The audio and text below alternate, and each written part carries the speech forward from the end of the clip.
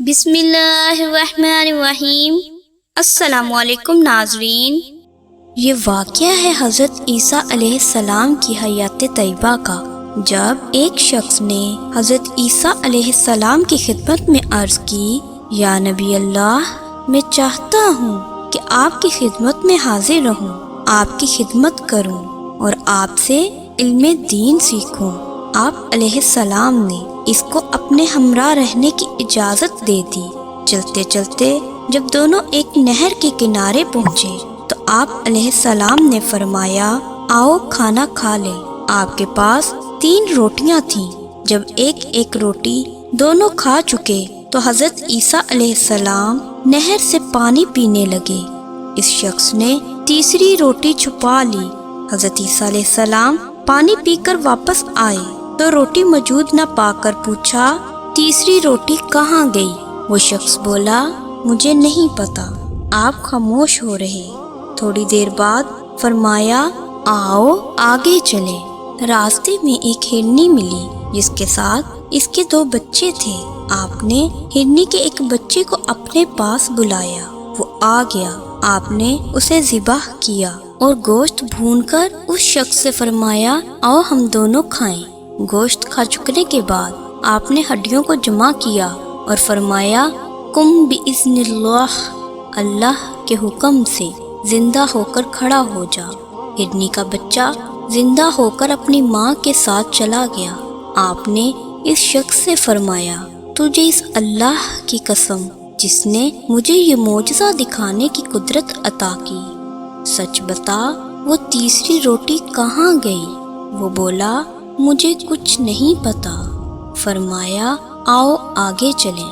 چلتے چلتے ایک دریا پر پہنچے۔ آپ نے اس شخص کا ہاتھ پکڑا اور پانی کے اوپر چلتے ہوئے دریا کے دوسرے کنارے پہنچ گئے۔ اب آپ نے اس شخص سے پھر فرمایا، تجھے اس اللہ کی قسم جس نے مجھے یہ معجزہ دکھانے کی قدرت عطا کی، سچ بتا وہ تیسری روٹی کہاں گئی؟ وہ بولا، مجھے ابھی بھی کچھ نہیں معلوم۔ آپ نے فرمایا، آؤ آگے چلیں۔ چلتے چلتے ایک ریگستان میں پہنچے۔ آپ نے ریت جمع کر کے ایک ڈھیری بنائی اور فرمایا، اے ریت کی ڈھیری، اللہ کے حکم سے سونا بن جا۔ ریت کی ڈھیری فوراً سونا بن گئی۔ آپ نے اس کے 3 حصے کیے، پھر فرمایا، یہ ایک حصہ میرا ہے اور ایک حصہ تیرا اور ایک اس شخص کا جس نے تیسری روٹی لی ہے۔ یہ سنتے ہی وہ شخص جھٹ بول اٹھا، یا نبی اللہ، وہ تیسری روٹی میں نے ہی لی تھی۔ آپ نے ہنس کر فرمایا، یہ سارا سونا تو ہی لے لے، اور فرمایا، تم نے دنیا کے مال کو علم پر فوقیت دی ہے اور تمہارا انتخاب دنیا کا مال ہے، علم نہیں۔ سو ہمارا سفر یہیں پر اختتام ہوتا ہے، میں تمہیں آگے اپنے ساتھ لے کر نہیں جاؤں گا۔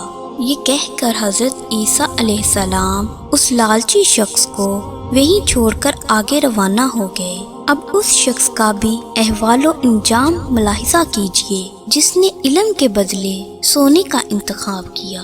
یہ لالچی شخص سونا چادر میں لپیٹ کر اکیلا ہی روانہ ہوا۔ راستے میں اسے 2 شخص ملے۔ انہوں نے جب دیکھا کہ اس کے پاس سونا ہے تو اس کو قتل کر دینے کے لیے تیار ہو گئے تاکہ تمام سونا خود لے لیں۔ وہ شخص جان بچانے کی خاطر بولا، تم مجھے قتل کیوں کرتے ہو؟ ہم اس سونے کے 3 حصے کر لیتے ہیں، ایک ایک حصہ لے لیتے ہیں، لڑنے کی کیا ضرورت ہے؟ وہ دونوں شخص خوشی خوشی یہ بات مان گئے اور راضی ہو گئے۔ وہ شخص بولا، بہتر یہ ہے کہ ہم میں سے ایک آدمی تھوڑا سا سونا لے کر قریب کے شہر میں جائے اور کھانا اور مٹھائی خرید کر لے آئے تاکہ کھا پی کر سونا تقسیم کر لیں۔ ان میں سے ایک آدمی شہر پہنچا، کھانا اور مٹھائی خریدی، واپس ہونے لگا تو اس نے سوچا، بہتر یہ ہے کہ کھانے اور مٹھائی میں زہر ملا دوں تاکہ وہ دونوں کھا کر مر جائیں اور سارا سونا میں لے لوں۔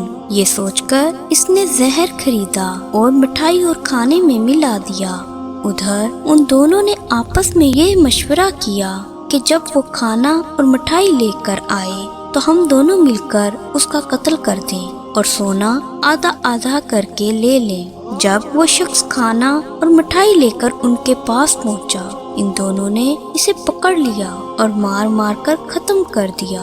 اس کے بعد وہ خوشی خوشی مٹھائی اور کھانا کھا گئے، لیکن تھوڑی ہی دیر میں دونوں بھی تڑپ تڑپ کر ڈھیر ہو گئے۔ سونا جوں کا توں پڑا رہا اور یہ تینوں اس کے پاس مرے پڑے تھے۔